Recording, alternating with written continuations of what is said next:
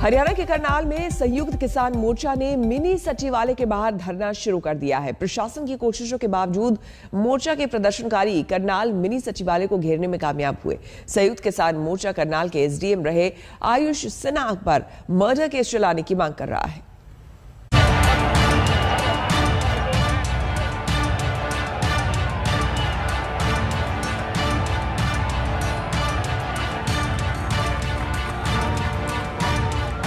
अगस्त में हरियाणा के करनाल में हुआ लाठीचार्ज अब संयुक्त किसान मोर्चा के तरकश का एक और तीर बन गया है। लाठीचार्ज को लेकर कार्रवाई की मांग पर संयुक्त किसान मोर्चा ने करनाल के मिनी सचिवालय का घेराव कर दिया है।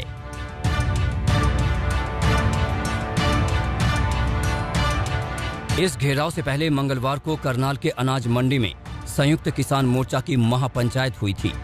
मिनी सचिवालय को घेरने से रोकने के लिए प्रशासन ने संयुक्त किसान मोर्चा के नेताओं के साथ 3 राउंड की बैठक भी की, लेकिन बातचीत बेनतीजा रही। ये मानेंगे नहीं तब तक अब उठेंगे नहीं। आगे की रणनीति क्या रहेगी आपकी? अब क्या रणनीति? अब घेराव की थी, घेराव कर लिया, अब और क्या करें? कोई अधिकारियों से बातचीत हुई हो? अधिकारियों ने आज 3 दफा बुलाया अंदर मीटिंग। कोई बात नहीं, 3 दफा बुलाया तो फिर उसी का रिजल्ट तो है, तभी मान जाते अच्छा था। अब क्या हुआ? अब यहाँ आ गए ना, अब यहाँ आने के बाद मानेंगे। करनाल का ये हंगामा आईएएस अफसर आयुष सिन्हा पर कार्रवाई की मांग को लेकर है।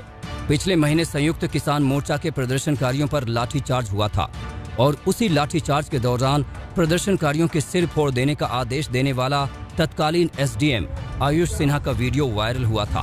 किसान प्रदर्शनकारियों के मुताबिक पिछले महीने के करनाल लाठीचार्ज में एक प्रदर्शनकारी की मौत हुई थी।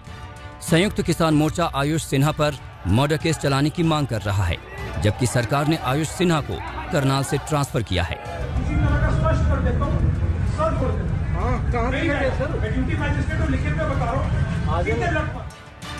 आयुष सिन्हा पर कार्रवाई का संयुक्त किसान मोर्चा का अल्टीमेटम जब सरकार ने नहीं माना तो अब नया फ्रंट खोला गया है।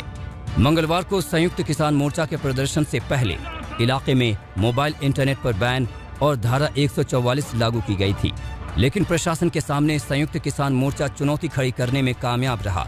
हालात ऐसे हुए कि प्रशासन को पानी की बौछारें छोड़नी पड़ी थी। संयुक्त किसान मोर्चा ऐसे विरोध प्रदर्शनों के जरिए कृषि कानूनों के खिलाफ अपना विरोध जारी रखना चाहता है। कृषि कानूनों के खिलाफ 27 सितंबर को भारत बंद बुलाया गया है। मंजीत सहगल, करनाल, आज तक। अफगानिस्तान में तालिबानी सरकार का ऐलान आखिरकार हो ही गया और अफगानिस्तान के सरदार का नाम भी सामने आ गया। जी हां, तालिबान की सरकार का नेतृत्व मुल्ला मोहम्मद हसन अखुंद करेंगे। तालिबान ने मुल्ला मोहम्मद हसन अखुंद को प्रधानमंत्री चुना है। इसके अलावा मुल्ला अब्दुल गनी बरादर और मुल्ला अब्दस सलम को डिप्टी पीएम के तौर पर नियुक्त करने का फैसला लिया गया है।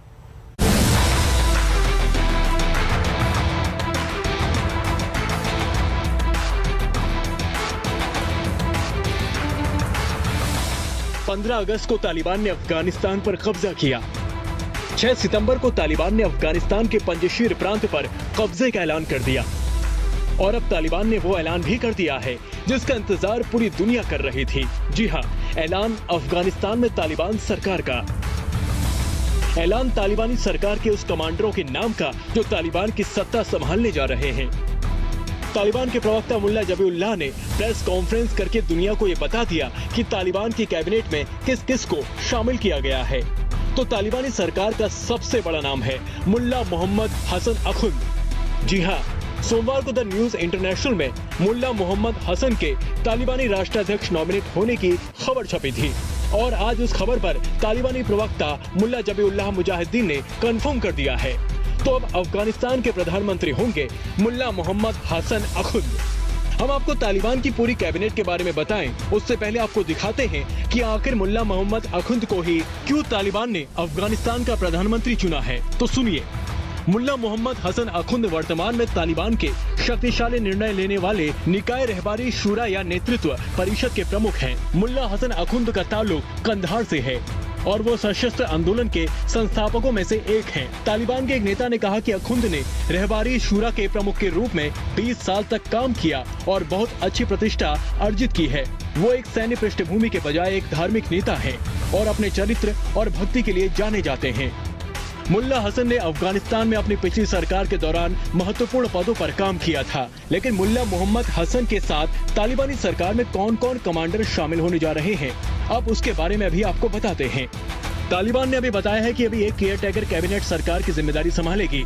तालिबान ने बिना किसी समारोह के सरकार की घोषणा की है। समारोह बुधवार को हो सकता है। तालिबान की अंतरिम सरकार की लिस्ट इस तरह है: प्रधानमंत्री मुल्ला मोहम्मद हसन अखुन, डिप्टी PM 1 मुल्ला Baradar, deputy PM 2 Abdul Salam Hanafi, गृह मंत्री सिराजुद्दीन हक्कानी, रक्षा मंत्री मोहम्मद याकूब मुजाहिद, वित्त मंत्री मुल्ला हिदायतुल्लाह बदरी, विदेश मंत्री मौलवी अमीर खान मुक्तकी, शिक्षा मंत्री शेख मौलवी नूरुल्लाह मुरीन, शरणार्थी मामलों के मंत्री खलील रहमान हक्कानी, उप विदेश मंत्री शेख मोहम्मद स्टनक जई। इन्होंने ही पिछले दिनों दोहा में भारत के राजदूत दीपक मित्तल से मुलाकात की थी। अफगानिस्तान में तालिबान की सरकार बनने से ठीक पहले तुर्की के विदेश मंत्री यूसुफ एरीन ने अहम बयान दिया। यूसुफ ने कहा कि हमारी दुनिया को सही सलाह है कि वो तालिबान की सरकार को मान्यता देने में किसी तरह की जल्दबाजी न करे।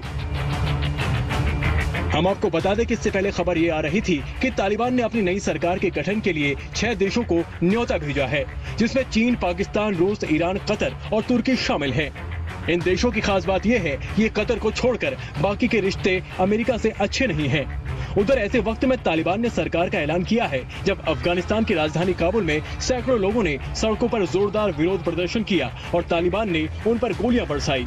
हम आपको बता दें कि इन प्रदर्शनकारियों में ज्यादातर महिलाएं थी और ये लोग तालिबान और पाकिस्तान के बीच चल रही सांठगांठ के खिलाफ अपना आक्रोश दिखा रहे थे, क्योंकि खबरें ये भी थी कि तालिबान सरकार पाकिस्तान के मशवरे के बाद बनाई गई है। हम आपको बता दें कि शनिवार से पाकिस्तान खुफिया एजेंसी ISI के चीफ फैज हमीद काबुल में ही हैं। आज तक ब्यूरो। उत्तर प्रदेश का चुनावी घमासान है और केंद्र में ब्राह्मण और मुसलमान हैं। AIMIM के अध्यक्ष असदुद्दीन ओवैसी 3 दिन के चुनावी दौरे पर यूपी में हैं। उनका पहला पड़ाव लखनऊ और अयोध्या रहा है। दोनों जगह ओवैसी ने मुस्लिम कार्ड चलकर ये जताने की कोशिश की है कि यूपी में मुसलमानों के मतों पर ओवैसी अपना अधिकार करना चाहते हैं।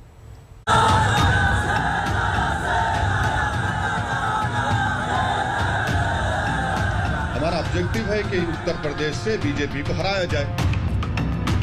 इसी ध्येय, इसी उद्देश्य और इसी उम्मीद के साथ असदुद्दीन ओवैसी ने यूपी की राजनीति में मुसलमानों के नाम पर चुनावी समर शंख फूंक दिया है। उत्तर प्रदेश की राजधानी लखनऊ पहुंचते ही ओवैसी ने अपना इरादा बता दिया। हमारा ऑब्जेक्टिव है कि उत्तर प्रदेश से बीजेपी को हराया जाए। हमारा कोशिश होगी इंशाअल्लाह ताला कि उत्तर प्रदेश से हम MIM के विधायक बने। हमारी कोशिश होगी कि अतीक साहब और भाभी और जो भी उनके परिवार लड़ना चाहेगा वो विधायक बनकर जाकर उत्तर प्रदेश में जोर से नाइंसाफी के खिलाफ आवाज उठाए। ओवैसी ने बीजेपी पर निशाना साधा, उन्हें हराने की बात की तो बीजेपी की ओर से भी ओवैसी पर करारा वार किया गया। RSS चीफ आदरणीय मोहन भागवत जी का बयान आया है, उसको अनुसरण किया है शायद उन्होंने, इसीलिए वो अपने पूर्वजों की धरती से अपने इलेक्शन कैंपेन की शुरुआत कर रहे हैं। हम सब अपने पूर्वजों को याद करते हैं और इसीलिए वो अयोध्या आ रहे हैं। उनका स्वागत है। योगी सरकार में अतीक अहमद की कारगुजारियों पर लगातार बुलडोजर चल रहा है, लेकिन अतीक की पत्नी को पार्टी में शामिल करके ओवैसी ने अपना मुस्लिम कार्ड खेल दिया। साथ में ये बताने की कोशिश की कि अकेले योगी ही नहीं, अखिलेश ने भी मुसलमानों के साथ छल किया है कि 19% मुसलमान और आप MY कॉम्बिनेशन की बात करते हैं, आप 11% और 19% गुलामी आपकी करते रहे, आपकी जय जयकार करते रहे, आपको मुख्यमंत्री बनाए, आपको वोट दे और आप हिस्सेदारी की जब बात होती है तो बात ही नहीं करते आप। अखिलेश पर तो ओवैसी कुछ ज्यादा ही तल्ख दिखे। मुजफ्फरनगर का इतना बड़ा फसाद हुआ, मुख्यमंत्री जनाब अखिलेश यादव थे। अगर वो केस चला देते तो आज योगी सरकार मार्च में 77 केसेस को वापस नहीं लेती। ये हर महाज पर ये नाकाम साबित हुए। ये नहीं चाहते उत्तर प्रदेश में कि मुस्लिम माइनॉरिटी की एक इंडिपेंडेंट पॉलिटिकल लीडरशिप क्रिएट हो। ओवैसी ने सीधा निशाना साधा कि समाजवादी पार्टी को मुसलमानों का वोट चाहिए, लेकिन समाजवादी पार्टी मुसलमानों की सत्ता में भागीदारी पर खामोशी अख्तियार कर लेती है। MY कॉम्बिनेशन की बात करते हैं आप 11% और 19% गुलामी आपकी करते रहे, आपकी जय जयकार करते रहे, आपको मुख्यमंत्री बनाए, आपको वोट दे, और आप हिस्सेदारी की जब बात होती है तो बात ही नहीं करते आप। देखो देखो कौन आया के नारों के बीच असदुद्दीन ओवैसी अयोध्या में दस्तक दे चुके हैं।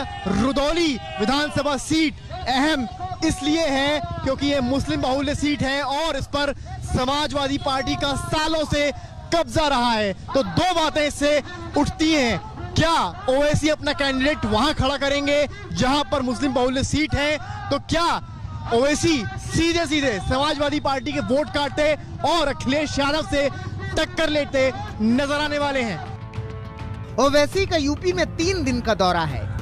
रुदौली पहुंचने से पहले ही उन्होंने ऐलान कर दिया था कि यूपी में ओवैसी का दल कम से कम 100 सीटों पर चुनाव लड़ेगा। हमारे उत्तर प्रदेश के प्रेसिडेंट जनाब शौकत साहब ने पहले ही आप लोगों को बताया है कि हम लोग आने वाले विधानसभा में 100 सीट पर लड़ने की पूरी तैयारी कर रहे हैं। ओवैसी इधर मुसलमानों की बात कर रहे थे, उधर एक दिन पहले ही संघ प्रमुख के एक बयान से हंगामा मचा है। सुनिए पहले वो बयान।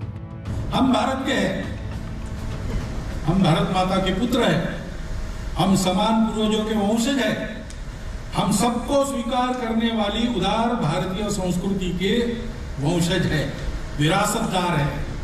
अपने जीवन से उसको बढ़ाना, भारत को बड़ा करते हुए सारी दुनिया को सुख शांति देना, ये हमारा जीवन कार्य है। संघ प्रमुख के इस बयान पर भी ओवैसी ने करारा पलटवार किया। देखिए, ये गोल मोल की बात हमेशा भगवत करते हैं। कभी बोले DNA हमारा एक है, लिंचिंग करने वाला गलत है। ये एक ही सांस में ये तो हमेशा रंग बदलते रहते हैं ना अपना। कभी एक बात बोलते हैं, कभी एक बात बोलते हैं। ये तमाम के तमाम संघी लोग जो होते हैं वो हिस्ट्री के बड़े वीक होते हैं। हिस्ट्री अगर पढ़ लेते तो मालूम होता कि वेस्ट कोस्ट पर इस्लाम पहले आया, इन्वेडर से नहीं आया। जैसे जैसे उत्तर प्रदेश का चुनाव नजदीक आ रहा है, वैसे वैसे हिंदू मुसलमान की गूंज तेज होती जा रही है। सब अपने अपने हिसाब से अपने अपने वोट बैंक को लुभाने में लगे हैं। पूछना जरूरी हो जाता है कि कौन धर्म कौन जात, किस मतदाता से किसकी बनेगी कितनी बात। अयोध्या से समर्थ श्रीवास्तव के साथ आज तक ब्यूरो। हम रुकेंगे यहाँ पर एक छोटे से ब्रेक के लिए। बने रहे हमारे साथ, देखते रहिए आज तक।